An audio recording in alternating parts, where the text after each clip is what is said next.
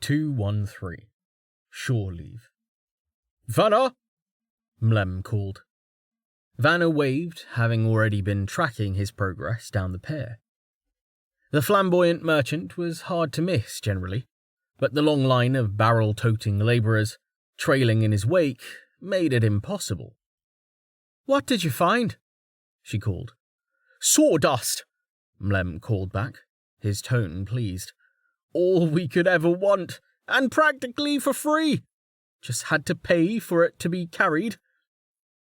"Good work," Vanna called back, wondering where he'd found so many willing labourers this late in the day. Straightening from the rail, she pointed toward the bow. "Just stack it there. I'll tell Stavo he can—" A heavy whoomp of displaced air was all the warning she had, before a shadow passed overhead. Whirling, she reached for her sword, only to release it hurriedly as she recognized the winged figure that was in the process of landing behind her. A sword wasn't going to help. "I told you not to cause trouble," Birdman said, crossing his arms. "To what trouble do you refer?" Vanna asked, trying to sound calm through her shock. "I assure you that if one of our people—" "Not one of your people," Birdman interrupted. "All of your people.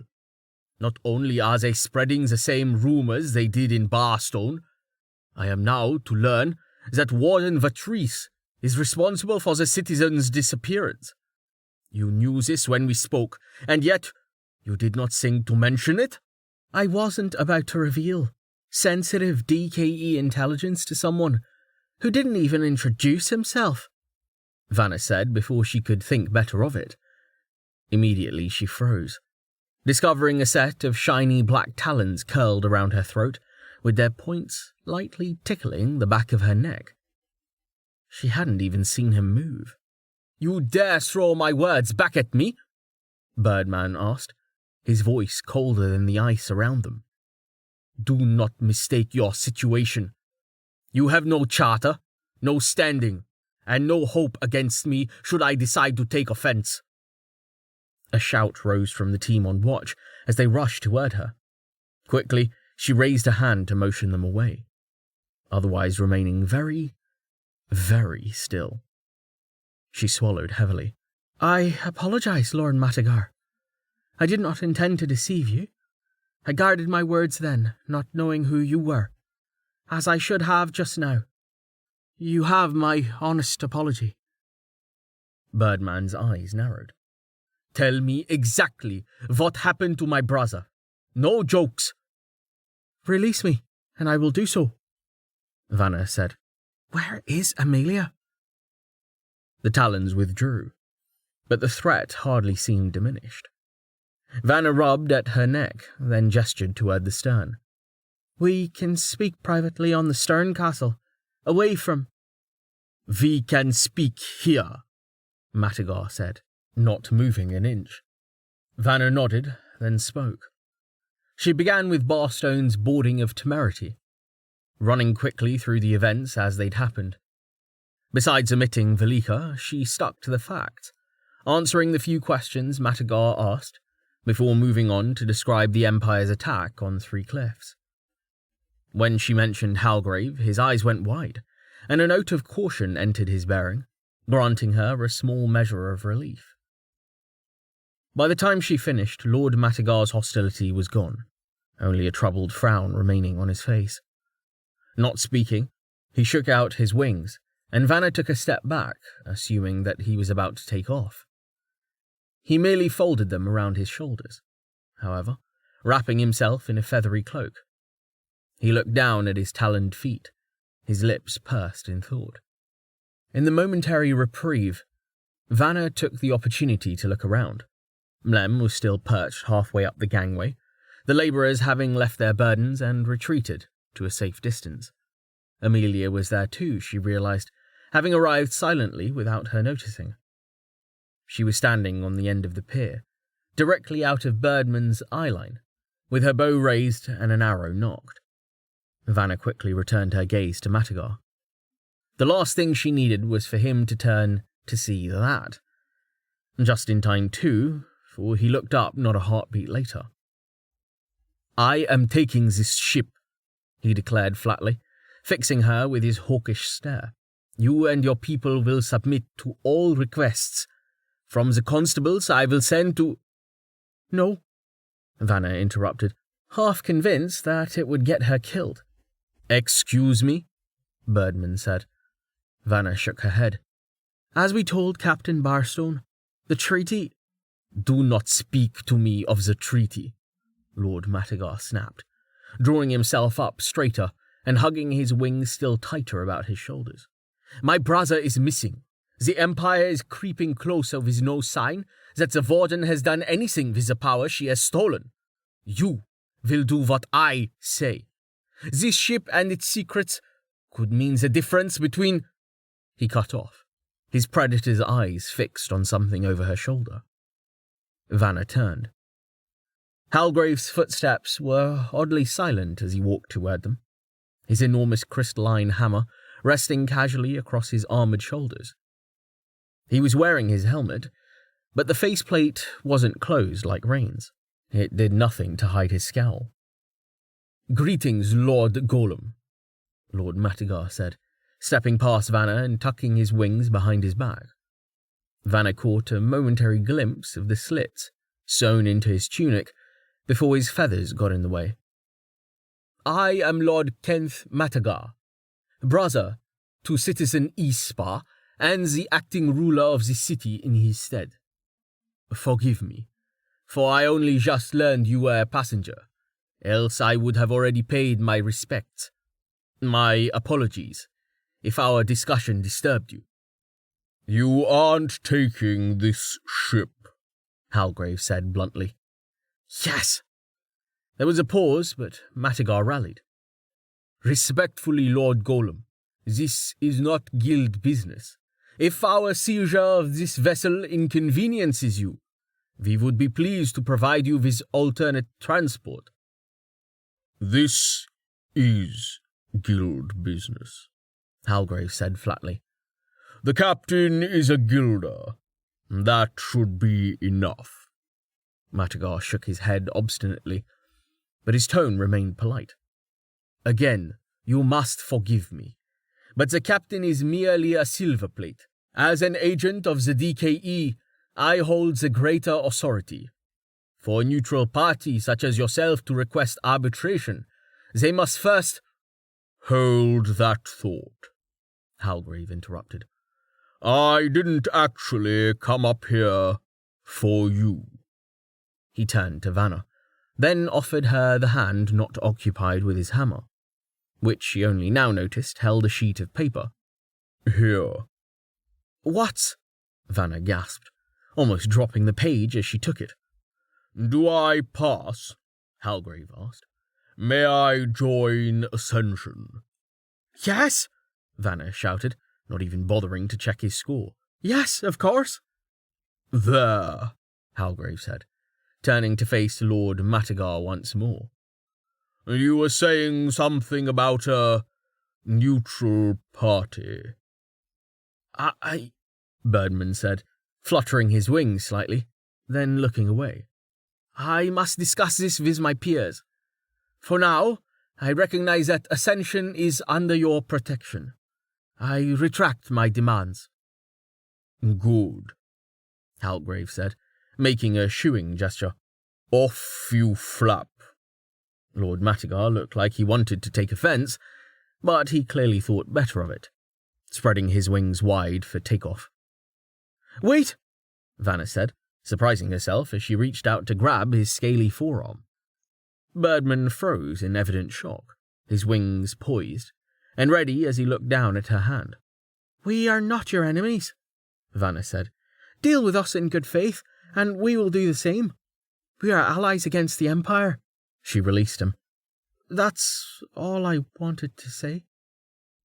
After a moment, Matagar nodded, then brought his wings down, shooting into the sky with barely a breeze, proving that his previous thunderous departure had been 100% deliberate. As he disappeared into the evening sky, Mlem hurried up the gangway. Amelia didn't bother with it, instead dismissing her bow and jumping the gap. Well, that was something, Mlem said, clapping Vanna on the shoulder. Good work, Commander. You handled that exceptionally. I would never have remained calm with claws wrapped around my neck. Vanna looked down at the crumpled paper still clutched in her hand, realizing that her fingers had begun shaking. It only worsened as she looked up at Halgrave, and the reality of how things might have ended hit home. If he hadn't stepped in? Halgrave met her stare coolly. Is there something in my teeth? Gently, Amelia took the page from Vanna's fingers. You really mean this, right? She asked, waving the paper as she wrapped her other arm around Vanna's shoulders. You'll be an aspirant, like everyone else. That means taking orders. She gave Vanna a friendly squeeze. Orders from Vanna. Orders from me. Orders from your daughter. You're okay with that? Halgrave nodded, his face serious.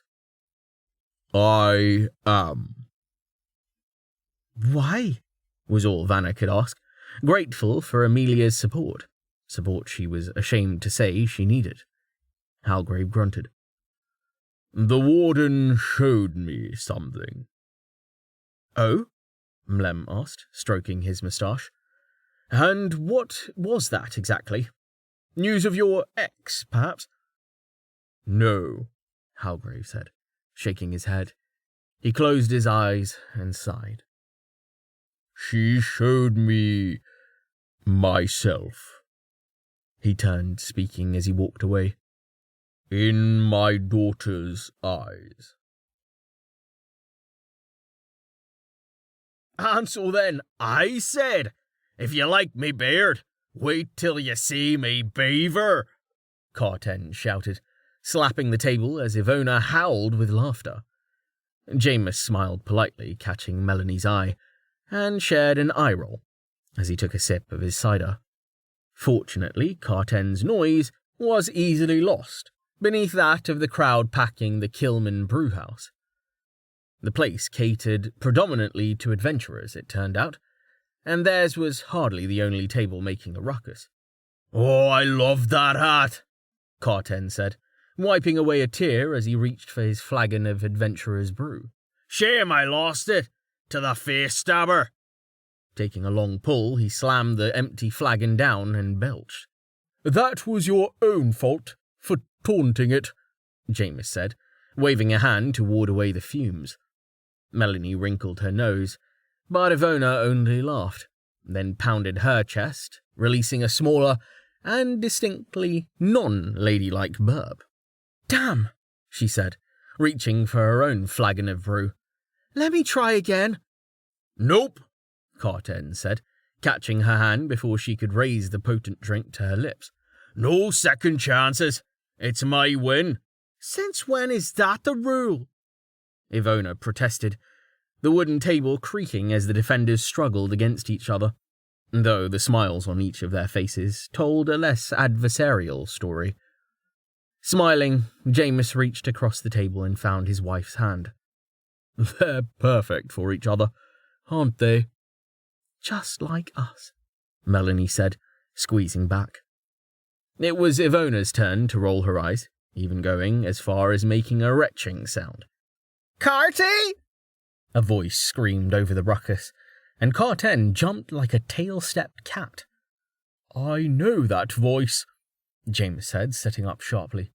He scanned the room in the direction of the front door, finding an enormous woman rapidly limping toward them, grinning ear to ear.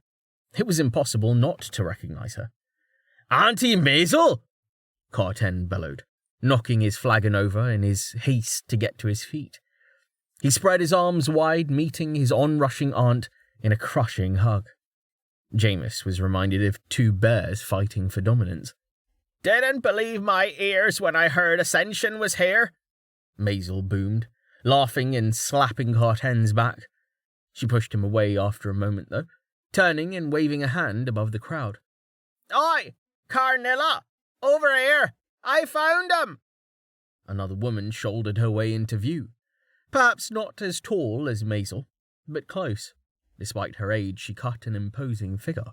wearing boiled leather, with a round shield on her back and a short sword at her hip. "Aye!" Carten gasped, stricken, nearly breathless. "Mom?" Fetchton stood in front of the gangway, staring down at the pier. The sun was low in the sky, and it was quiet on the ship, with most of Ascension ashore, other than those who'd been selected for guard duty, and those, like me, who found the city "really something, isn't it?" a voice said, and Fetchton jumped. He turned to see the Azarian light maid staring at him. "I've never been to a place like this myself," Val said easily, stepping up to stand beside him. He swept an arm across to encompass the waterfront. "I went to Ellis once. Ellis the city. Not our Ellis.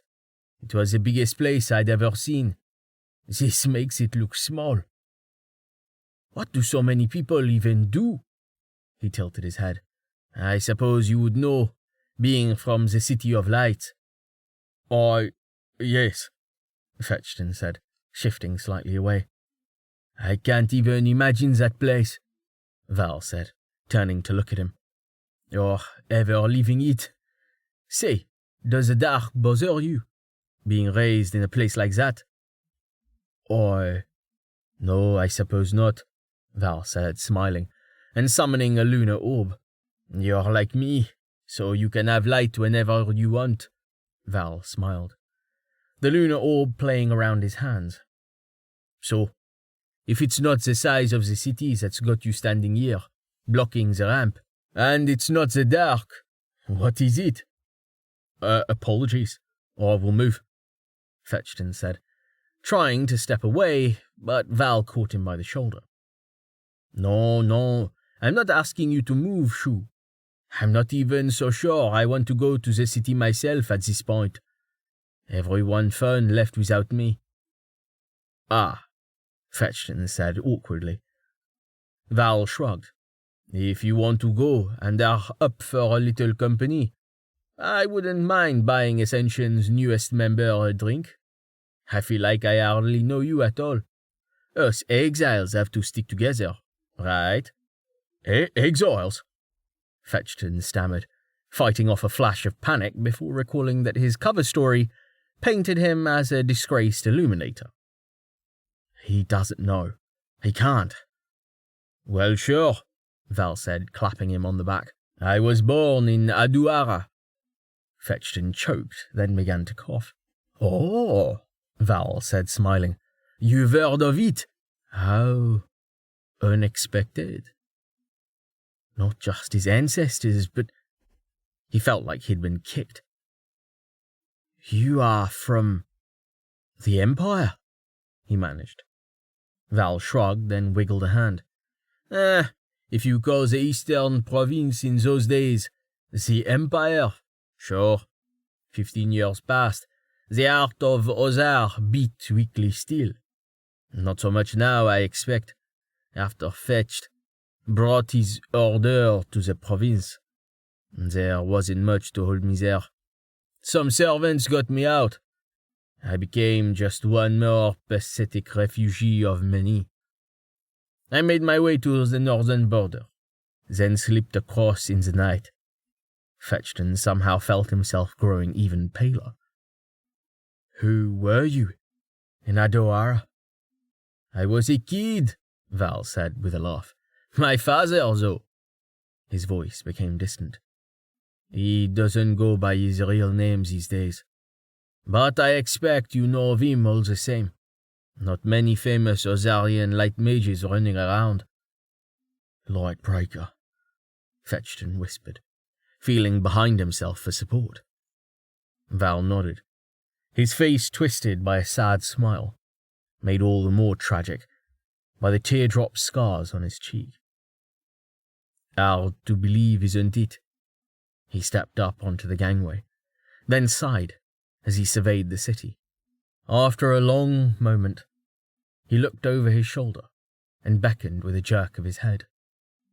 "Come on then. I need that drink for sure now.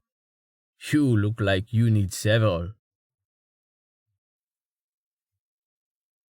Ice bolt! Where normally Starvo would have focused on casting the spell as cleanly and efficiently as possible, he did the opposite this time, encouraging the magic to destabilize under the influence of the metal tray that was his target. The salt water and sawdust mixture filling it rippled, buffeted by the dissolving magic, but most of it froze before it could slop over the tray's lip. Ice bolt! Blasting the tray again to ensure it was well and truly frozen, Starvo turned it over and dumped the sheet of ice out on the workbench with a clatter. Shoving it aside, he slid the next tray into position, this one's mixture holding even less sawdust than the last, only 1 part in 7. Rain said that was the ratio used in his world, but to Starvo it seemed much too low. Ice bolt! The tray rocked and freezing water splashed everywhere, the magic perhaps not as detuned as he'd intended. It was irritating. Rain was irritating. Sure, the man was wrong sometimes, but more often than not, the things he simply knew made a lifetime of trying to understand the world seem irrelevant. If the hybrid material was as strong as he said it would be, they'd be able to thin Temerity's shell and enlarge the interior volume of its superstructure. It was supposed to melt slower too. It would be an unmitigated win. But all the same, light bulbs are one thing, but this is just pulpy water. I could have thought of that. So could anyone. So, this is what the trays were for. A deep voice rumbled in Starvo's ear, with no warning. Gah! Starvo shouted, scrunching up his shoulders before angrily rounding on his attacker. That's it! Come here, you! I'm getting the bells. Rain didn't speak as he left the bank, turning slightly as detection informed him of Tani waiting for him on a beach across the square. Attil and Nails followed him, the latter probably busy messaging the ship now that they were free from the wards. Rain, Tani said, rising in greeting as they approached. How did it go? Not well, Rain said, noting that a bronze guild plate now dangled from Tani's neck. He deliberately kept us waiting for 2 hours while he spied on us, then made an offer so ridiculous I can't imagine what he was thinking. I shot him down, gave him our terms, and walked out. If he's actually willing to meet us in the middle, he'll reach out. If he doesn't, we can always cut a deal with one of his competitors at the next city. Rain had no real intention of doing that, but Luna, doubtless listening through some means or another, didn't need to know that. Fear of his competitors might drive the greedy banker to come up with a reasonable, mutually beneficial offer. Rain wasn't going to hold his breath. He certainly wasn't going to sit there and dicker with some fat cat when he had literally anything else to be doing. I see, Tani said. Well, it's not as if we aim to become merchants. As long as we are not impeded, I suppose it hardly matters. Rain said. What are you doing here alone anyway? Is there news? Trouble? Not so much, Tani said with a shrug. Vanna and Amelia had things under control, so I left to check out the guild. He gestured to the plate around his neck, then reached into a pocket. Joined so they'd let me take this. He held out a neatly folded sheet of paper. Here, it's perfect for you. A quest? Rain asked, noting the execution category symbol at the top, then reading the title. Stop the stench? Perfect, like I said, Tani said, with a smile. Apparently a dunch moved into the soggy bottom midden a month ago. Everyone wants it gone, but nobody's willing to deal with it. I can't imagine why, Rain said, noting the 10-tel reward, which certainly wasn't helping matters. He grinned. Fortunately for them, I'd do this for free. He turned his head, weighing the benefits of trying to keep Nails' ability under wraps, and deciding it wasn't worth it. Nails? Anything from the ship? Trouble? Drama? Nails nodded. You could say that. Birdman showed up. He was upset about what the warden did to the citizens. More so that we knew about it and didn't tell him. Things got tense. Halgrave intervened. He joined Rain. Come again? Rain asked as Tani choked, Attil moving quickly to slap him on the back. Halgrave joined Ascension, Nails repeated. Seriously? Tani managed, recovering. That's unexpected. That's great news, Rain said, the gears of his mind whirring back into motion. Something must have changed his mind. Maybe Maria got through to him? Nail shrugged. Want me to ask? No, Rain said. I'll talk to him when I get back. I meant to explore the city and check on people once I was done here. And this quest is a good excuse to get started. Unless they need me for something, of course, Nails. Amelia went silent for a moment, then shook his head. Amelia says to have fun. I guess I have my orders then, Rain said, unable to contain his grin. This was a huge win. Halgrave wasn't just strong, he also had clout. With him formally on their side, people like Luna would think twice before starting anything. Tucking the quest posting into a pocket of his cloak, he threw the garment back to hang like a cape, bridging his fingers and stretching his arms over his head. Okay, I'm off. Nails with me, please, in case anything comes up. Oh, and message Stavo. Ask him if he has any interest in revenge. He let his arms fall and rolled his shoulders as he looked around. Right. Who else wants to visit the dunch? Tani and Attil looked at each other. Pass, they said as one. Magic resistant my ass, Rain yelled, ripping a rubbery chunk out of the fleshy, duck-footed tentacle wrapped around him.